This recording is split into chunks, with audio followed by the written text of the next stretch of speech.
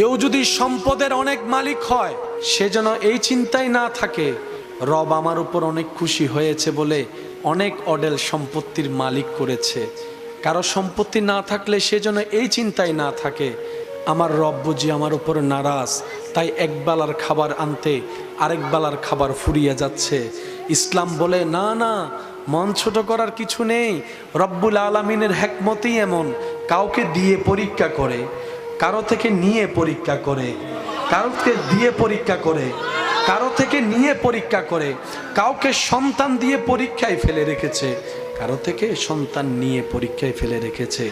কাউকে সম্পদ না দিয়ে পরীক্ষার রাস্তায় রেখেছে, কাউকে অডেল সম্পত্তি দিয়ে মহা পরীক্ষার মধ্যে ফেলে রেখেছে।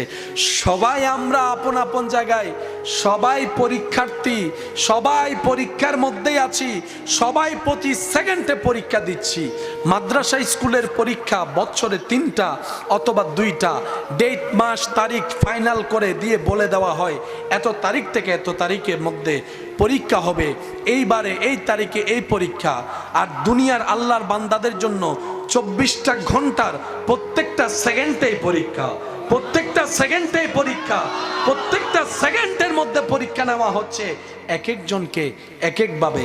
এই দুনিয়া হচ্ছে পরীক্ষার জায়গা, আমরা সবাই পরীক্ষার্থী। রেজাল্ট বের হবে হাসরের ময়দানে রবের দরবারে।